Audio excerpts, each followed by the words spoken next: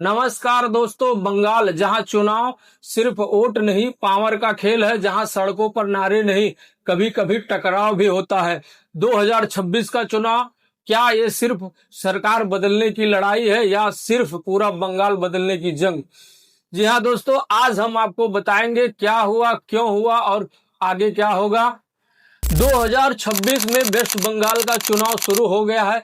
पहले फेज में 3.6 करोड़ से ज्यादा वोटर्स वोट डालने वाले हैं, जो दिखाता है कि ये चुनाव कितना बड़ा और निर्णायक होने वाला है। लेकिन सवाल ये है, इतनी बड़ी तैयारी के बावजूद माहौल इतना महत्वपूर्ण क्यों है?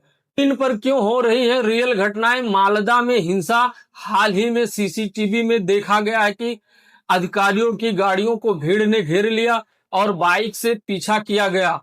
ये सिर्फ एक घटना नहीं, ये दिखाता है कि चुनाव के दौरान कानून व्यवस्था कितना बड़ा मुद्दा है। दोस्तों, इलेक्शन कमीशन ने 650 करोड़ से ज्यादा कैश और सामान जब्त किया, जिसमें बंगाल का बड़ा हिस्सा है। ये बताता है कि चुनाव सिर्फ आइडियोलॉजी नहीं बल्कि मनी पावर भी बड़ा फैक्टर है। नेताओं के बीच सीधा टकराव, नरेंद्र मोदी ने टीएमसी और भ्रष्टाचार और काफी खेल हो चुका का आरोप लगाया। वहीं ममता बनर्जी ने बीजेपी पर आरोप लगाया कि वे उम्मीदवारों को डराकर सत्ता लेना चाहते हैं। ये चुनाव विकास वर्सेस आरोप प्रत्यारोप बन चुका है। दोनों पार्टियां नैरेटिव कंट्रोल करने की कोशिश कर रही हैं। इलेक्शन कमीशन इसी टकराव मीटिंग तक में बहस इतनी बढ़ गई है कि मामला सार्वजनिक विवाद बन गया है।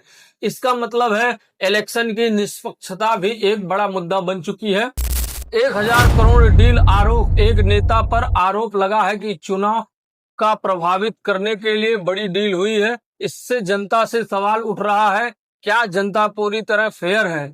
डीएए और एसआईआर विवाद, नागरिकता कानून और वोटर लिस्ट संशोधन पर डर और राजनीतिक दोनों चल रही है। ये मुद्दा धर्म की पहचान की राजनीति को तेज करता है। 2023 पंचायत चुनाव में 40 प्लस मौतें, 2025 में भी दंगे और तनाव। बंगाल में चुनाव सिर्फ लोकतंत्र नहीं बल्कि ग्राउंड और संघर्ष की। कुछ लोग डर से वोट करते हैं तो कुछ लोग बदलाव चाहते हैं। यही बंगाल की चुनाव की सबसे बड़ी कहानी है। बीजेपी का एजेंडा है विकास, भ्रष्टाचार खत्म, सीएए प्लस सुरक्षा प्लस सोनार बंगाल का वादा।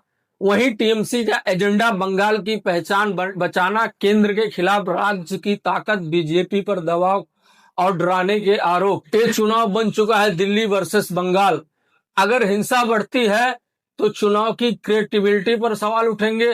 अगर शांति रहती है, ये सवाल बड़ा लोकतांत्रिक उदाहरण बनेगा। सबसे बड़ा सवाल, जनता क्या डर से वोट देगी या बदलाव के लिए वोट देगी? बंगाल चुनाव सिर्फ सरकार तय नहीं करेगा, ये तय करेगा कि डर जीतेगा या लोकतंत्र। अब फैसला जनता के हाथ में है और शायद पूरे देश इसकी तरफ देख रहा। दोस्तों, आप क्या सोचते हैं? इस बार बंगाल कौन जीतेगा? नीचे कमेंट में जरूर बताएं।